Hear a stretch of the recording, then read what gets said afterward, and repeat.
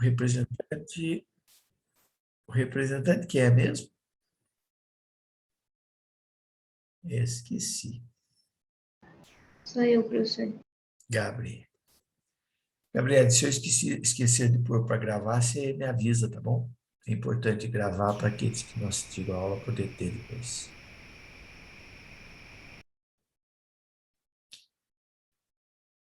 Gabriel tá entrando. Então, meu nome é Arcione, eu sou professor na universidade já há 31 anos, sou engenheiro mecânico, mas minha carreira se voltou para a área da gestão, da administração, e eu acabei fazendo pós em finanças, administração financeira e administração da produção. Depois, trabalhando na indústria, eu senti a necessidade, e já dava aula na Unital, senti a necessidade de ir para a área de marketing. Então, eu fiz mestrado em comunicação e marketing. Estava fazendo doutorado na mesma área lá na USP, mas como eu sou engenheiro, essa área é uma área mais das comunicações, eu não consegui entrar no programa, fiz os créditos, mas não entrei no programa. E aí acabei sendo convidado e fiz meu doutorado no ITA, em gestão da produção.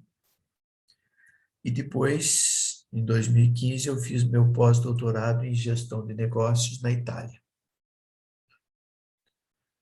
Sempre como professor da Unital. Até 2001, eu fui executivo da indústria, em paralelo com as aulas que eu dava na Unital.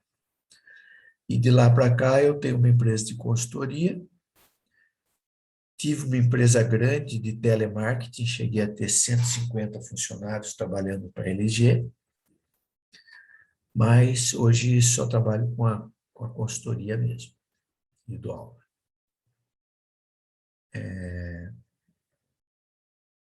Minha atuação aí como professor de vocês já é a segunda ou terceira vez que eu dou essa disciplina para o pessoal de elétrica.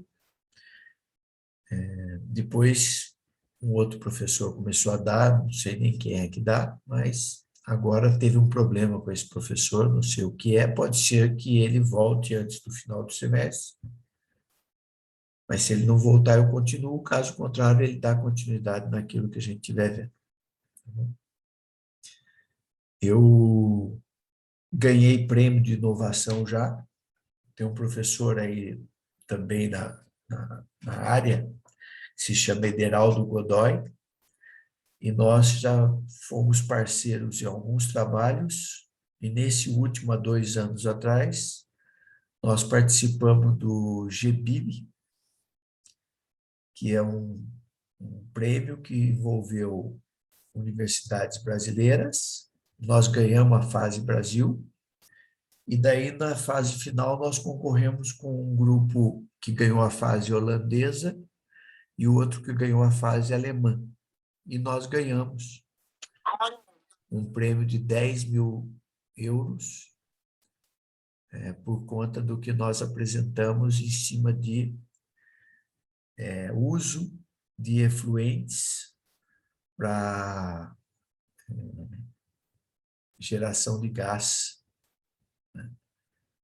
Então, é uma área de inovação. O Ederaldo é muito mais afeito à área, mas ele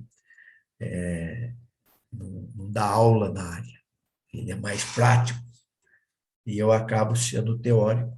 E a gente se junta para desenvolver alguns projetos juntos. Certo? Pode ser até que eu, continuando com a disciplina até o final, eu convido o Ederaldo para dar uma aula no meu lugar, junto comigo, de uma área bem prática que ele atua, sempre voltado para inovações aí em diversas áreas. Ok? O que mais? Ok, por que é importante a gente estar falando de inovação?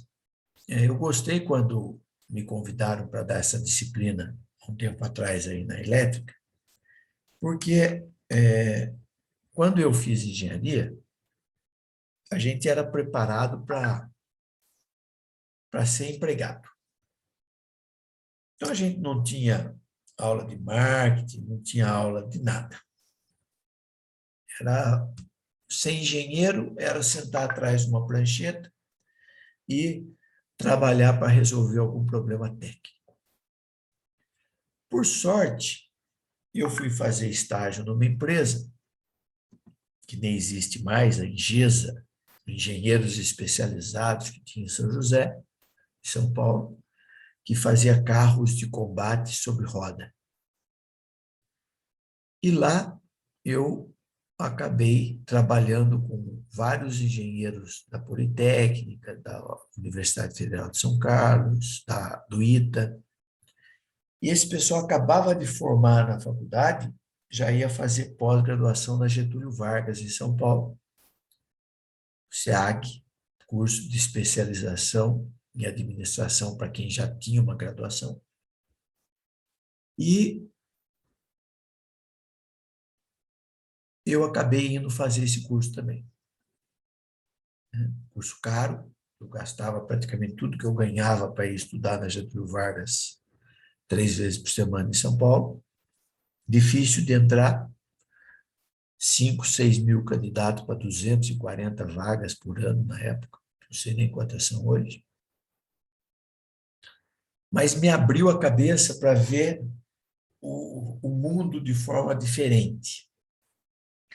E aí, por conta disso, eu consegui rapidamente, com 8 meses de formado, virei supervisor, mais 8, 10 meses virei chefe de planejamento. E aí, por isso que eu enxerguei que eu precisava conhecer finanças, produção, marketing, e fui para cada promoção que eu tinha. Depois eu fui para a Votorantim, que na época chamava Indústria de Papel Simão em Jacareí. E aí, dentro da Votorantim, acabei, quando a Votorantim comprou a Simão, acabei indo participar da reengenharia da área comercial da empresa. Desculpe.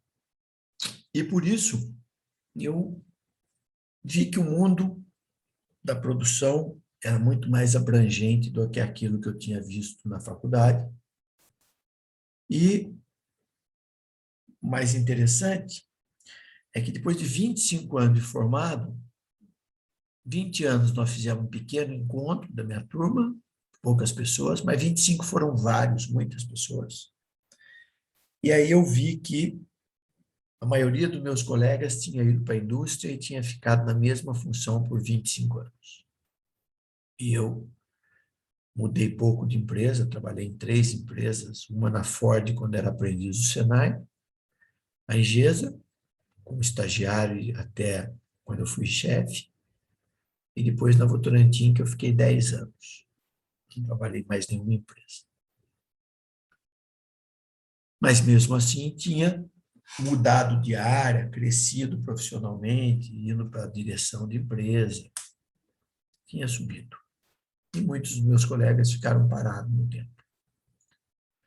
Então, tudo isso foi interessante para eu enveredar por várias áreas, né?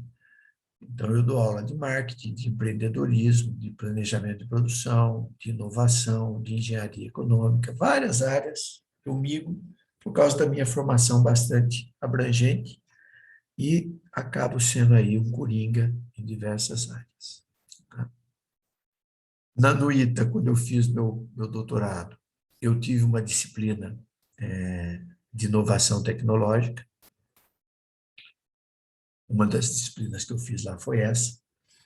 E, por conta disso, eu sou assinante aí, não sei se é vitalício, porque eu nunca paguei, nem fiz inscrição, só por ser professor do ITA, aluno do ITA, eu recebia um livro de inovação, está até na nossa bibliografia aí complementar, Revista Brasileira de Inovação.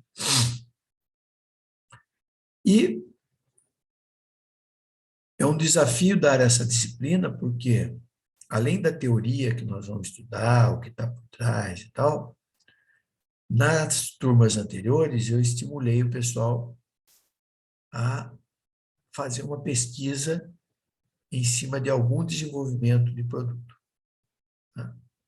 teórico que seja, prático, não precisa ser na área de elétrica, alguma coisa de inovação. Por conta disso, eu fui coordenador das empresas júnior da Unital e chegamos a desenvolver trabalhos legais, aí até em energia fotovoltaica. Tem aluno que se formou e hoje trabalha com energia fotovoltaica. Tem aluno que se formou e hoje trabalha com inovação no Sebrae, orientando empresas. Tá? Por quê? Não tem uma coisa que diga assim, ó, inovação é isso. Inovação é observar o que está acontecendo no mercado já que requer alguma mudança e algumas pessoas vão ter a capacidade de fazer essa mudança. Então, a gente vai discutir muito sobre isso, né? Que o conhecimento, ele a cada dia que passa, ele está mais a serviço dessa iniciativa que os profissionais têm que ter para criar novas funcionalidades, mudar funcionalidades de produtos existentes, adaptar e assim por diante. Tá? Então, já pensem individualmente ou em grupos, se vocês tiverem, né, em desenvolver alguma coisa, nós vamos trabalhar isso, mas é importante que vocês já vão pensando. Né? Ah, agora eu sei quem é o Marco Bispo.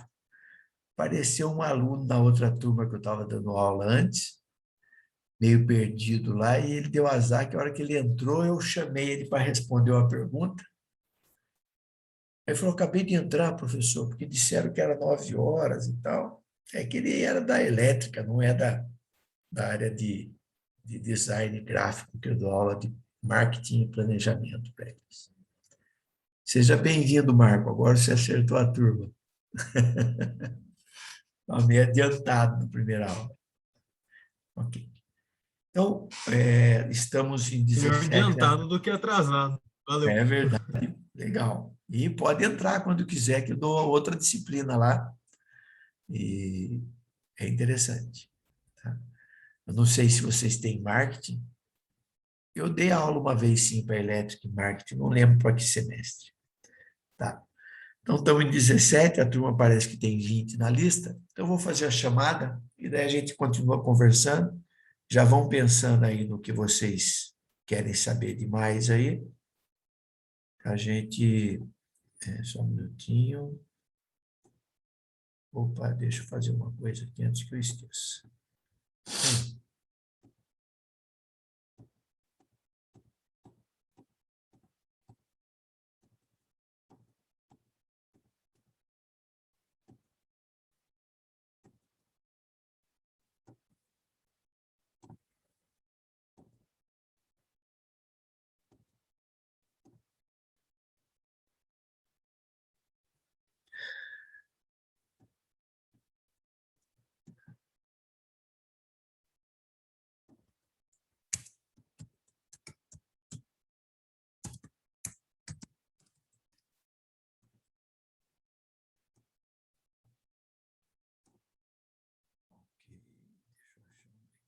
Aqui.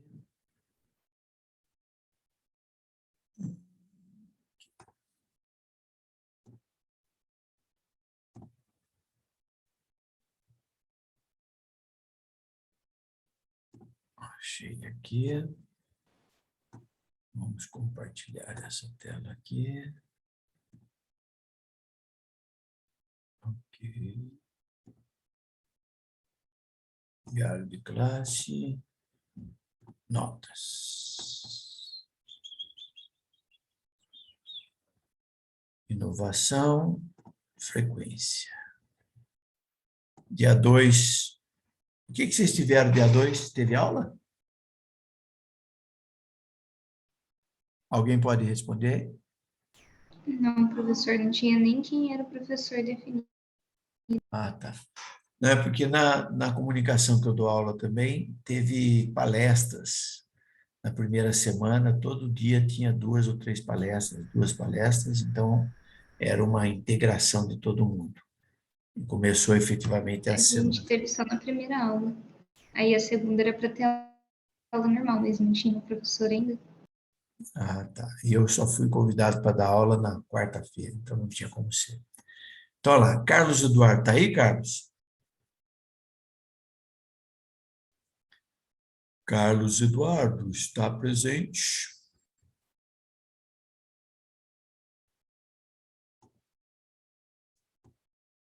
Não está presente. Felipe Medeiros. Quem não tiver microfone, pelo menos escreve no chat aí. Estou aqui, professor. Felipe Medeiros também não está. Francisco Rafael. Presente, professor. Boa. Gabriel Marcelino. Presente. Presente. Ah, o Felipe Medeiros está entrando agora aqui. Gabriele, eu estou vendo ali. Gabriele Pinazzo. Gustavo Alves está aí?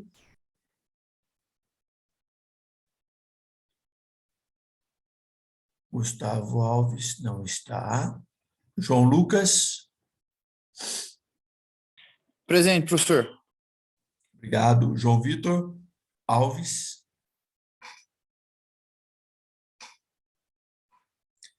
Não está. João Vitor Moraes. Aqui, senhor, presente. É o João Vitor Moraes? Isso, João Vitor Moraes Ferreira. Vai. João ou Juan Pedro. Presente, professor. Júlia Maria Santucci está presente. Presente, professor. Lin Ferreira, é Lin mesmo? Leandro, professor, presente. Lean, tá. Porque Lin, você sabe o que significa, não? Sim, O que significa? produção enxuta. Não, Lean Manufacturing é produção enxuta. Lean é enxuta. O seu é Lean, então. Tá bom. Lohan, presente? Lohan é nome francês. É isso? Não respondeu porque não está presente. Opa, Lean está. Lohan, não. Lucas dos Santos. Presente, professor. Obrigado. Marco Antônio Bispo. Tá aí. Matheus Augusto. Presente. Rubens Francisco Elias. Presente. Rúbia Tereza. Presente, professor. Sabrina.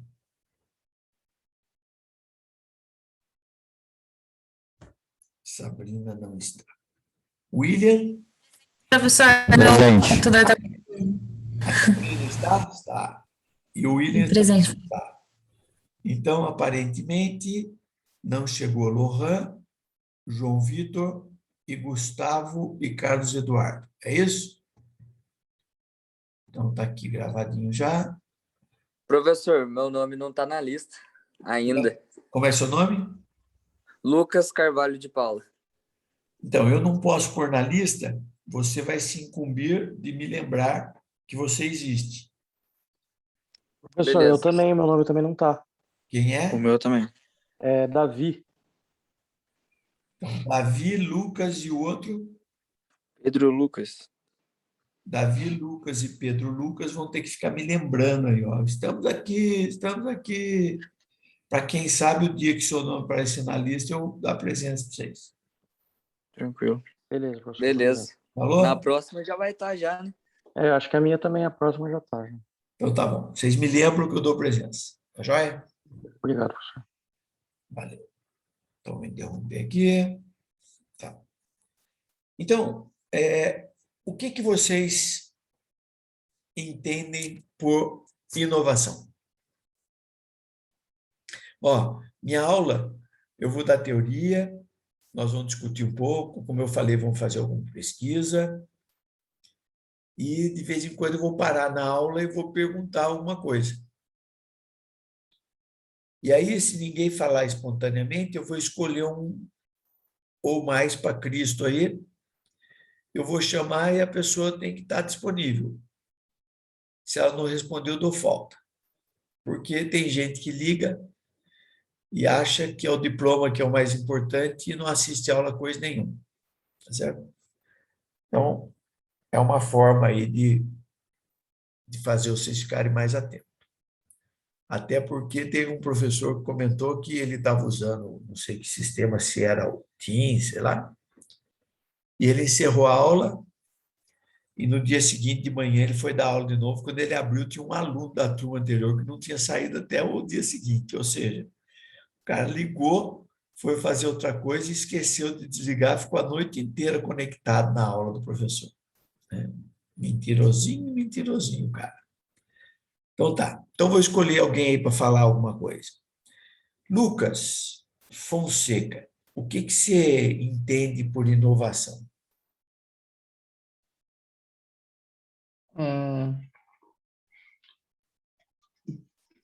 Creio que seja algo novo, algo que seja muito inovador. Inovação. Que Bom, vai pensando. Certo. Juan, Pedro. Ô, professor, eu acho que inovação é quando você cria algo novo que quebra os paradigmas do que existe atualmente. Então, algo que não existia, né? Por exemplo, se você tem alguma coisa um produto, e você chega no limite da tecnologia atual com esse produto. Então, não adianta fazer mais melhorias com esse produto, né? Toda melhoria vai ser pequenos passos. E se você fizer uma inovação, vai ser um grande salto, né? Você vai olhar para trás e não vai nem conseguir enxergar o que você tinha antes, comparado com o que você tem agora. Então, vou entender isso que você falou. Então, a gente pode entender que inovação pode ser a criação de algo novo, em que quebra paradigmas. Ok? Agora eu pergunto, só tem esse tipo de inovação? Pergunta para outra pessoa. Pedro Lucas. Só tem esse tipo de inovação, Pedro? Acho que não, senhor. Qual é Deve o... ter outra também. Boa pergunta. Pior que eu não sei não, senhor. Mas Pensa. Vamos pegar outro que está pensando mais que você, então. A Rúbia. Não sei, professor. Acho que existe, né? Vamos pensar aqui, ó. O Juan falou daquilo que é inusitado, novo. Quebrou paradigmas. Mas o que a gente mais vê em termos de inovação é inovação em cima de coisas que já existem. O inusitado, totalmente novo, é o que tem menos. Vamos dar um exemplo. Professor, uma inovação que dá para usar alguma coisa em outro segmento, é isso? Mais ou Não, menos? pode ser no mesmo, mas vamos dar um exemplo aqui, ó. Quando surgiu lá os CDs, né? Você gravava alguma coisa no CD e ficava para sempre aquela gravação. E ele tinha uma capacidade limitada. Aí, aquilo lá foi uma inovação. Não tinha antes. Antes era fita. Você gravava em fita. Aí criaram o CD. Aí, alguém veio e falou assim, ó, o CD tem pequena capacidade, vamos diminuir a velocidade com que gira o disco, ocupar menos espaço para guardar memória e, consequentemente, aquele mesmo tamanho de disco recebe o nome de DVD e grava muito mais. Só que se gravava e perdia, não mudava mais, era aquilo que ficava nele. Aí veio uma inovação que é o seguinte, ó, agora é regravável. Pode gravar em cima e depois gravar outra coisa. Aí, poxa, era uma coisa física que era gravado magneticamente. Aí surgiu a memória flash. Então surgiram aqueles pendrive. Eu me lembro que eu comprei um pendrive, parecia um foguetinho até. Cabia 32, sei lá o quê. Mega, acho. Cabia nada. Mas era mais do que um DVD.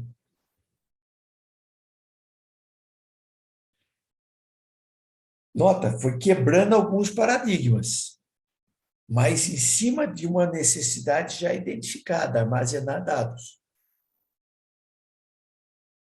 E aí foi aumentando a capacidade, hoje você pega um pendrive desse que tem capacidade de 1 tera, sei lá quanto. Só que daí, olha só que legal. Ao mesmo tempo que uma linha do desenvolvimento desenvolveu o pendrive com memória, flash, aí, sei lá,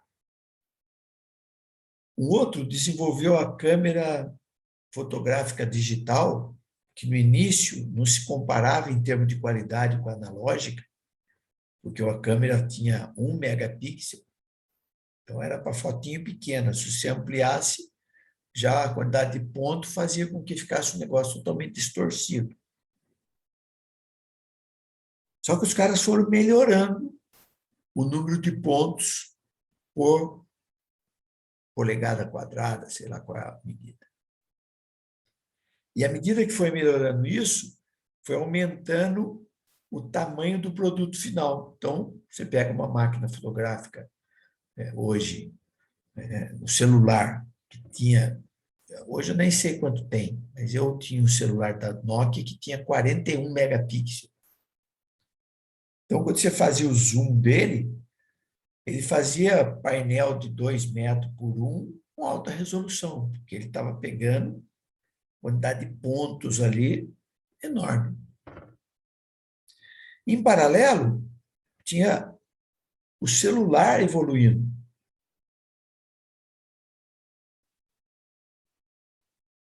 O gravador digital, que antes você gravava em fita, agora você grava em memória flash digital. E daí alguém começou a juntar essas coisas todas. E hoje, o celular, né, que é um telefone, que no início ele deveria ser usado ou foi desenvolvido para fazer ligações, que era isso que aquele telefonão que a gente tinha em casa antes fazia. Digitava, entendia? Digitava, não, discava, tac, tac, tac, tac, ou recebia. E hoje o celular é uma máquina e que tem capacidade para você montar até um teclado virtual nele, quando não é esse agora da Samsung que abre, tem um teclado nele, aí você pode pôr o celular aqui, deitadinho assim, pega um teclado virtual, ou até um teclado com a USB, ele é um computador. Só que é um computador que tira foto de alta resolução, que faz gravação digital, que armazena cada dia com memória maior de armazenagem. E aí, para estourar a boca do balão, você deixa de ter só a memória física nos aparelhos e passa a compartilhar na nuvem, né? Você compra espaço, ou dependendo do software que você compra, você ganha espaço, e você tem lá 1 tera na nuvem, 10 teras na nuvem. Então, olha só, nisso tudo que eu fui falando, tem coisa que foi quebra de paradigma, mudança total do disco para a memória flash, quebra de paradigma. Da fotografia analógica para a fotografia digital, uma quebra de paradigma.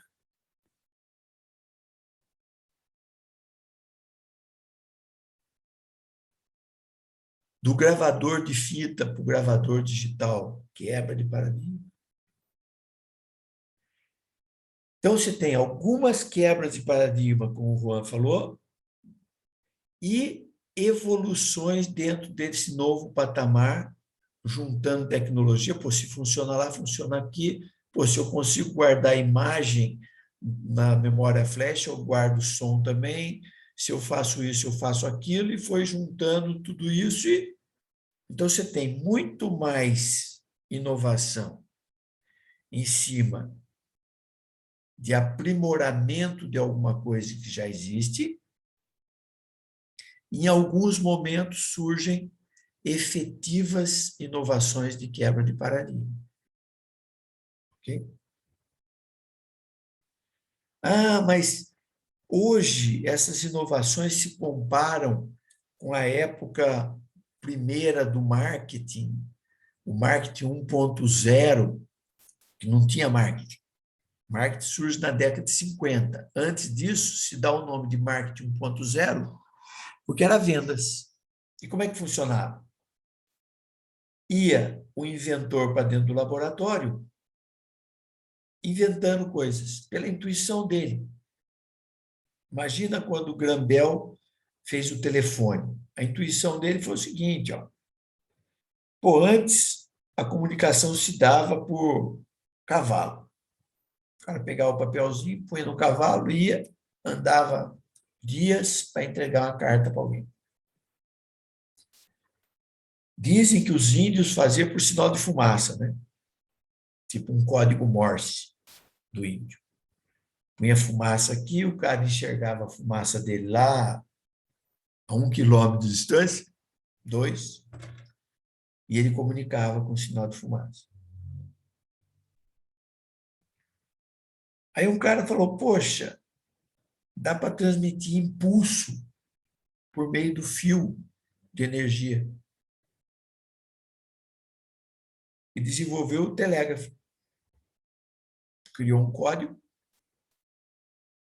Morse, um deles,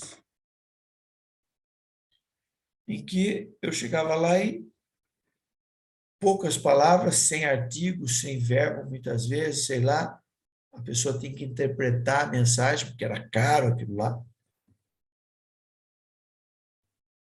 E aí transmitia um impulso, que do outro lado tinha um decodificador, que interpretava aquele impulso e tinha o código estava na cabeça de uma pessoa, um ponto e um traço, um bip longo, a letra tal, um ponto, um traço, um ponto, outra, tal, ia anotando e formava a palavra. Aí, provavelmente, né, não tem isso, nunca achei, pelo menos, o Graham Bell olhou e falou assim, puxa vida, as pessoas querem se comunicar. Os esforços que são feitos para levar a comunicação de um lado para o outro são brutais. O custo, pessoas envolvidas para transmitir via código Morse, telégrafo e tal, uma fortuna. Então, as pessoas têm necessidade de comunicar e pagam por isso. Pô, se deu para transformar um tic, tac, espaço e decodificar, eu não consigo codificar a voz e decodificar do outro lado e transmitir pelo fio? E sei lá se ele, como criança, brincou de telefone de fio, né? Não sei quantos de vocês brincou, mas se não brincaram, façam a experiência. Pega 2 latinhas aí de cerveja, amarra um fio no fundo de cada uma, com distância grande, não precisa ser pequeno, não, põe 30, 40 metros aí. Fio, barbante. E fica um de um lado e outro do outro, você fala aqui, a outra pessoa escuta lá, mas como é que escuta? Porque o som são ondas que caminham por aquele fio. Se encostar o fio no chão, ele perde a continuidade. Mas se ele tiver uma continuidade, a onda vai Do mesmo jeito que aquela lata codificou a onda, ela decodifica e você escuta do outro lado. E aí o cara falou, puxa, o pessoal precisa. E começou a correr atrás e desenvolveu o telefone. Agora, imagina o poder de persuasão do Grabel quando ele foi vender o primeiro telefone.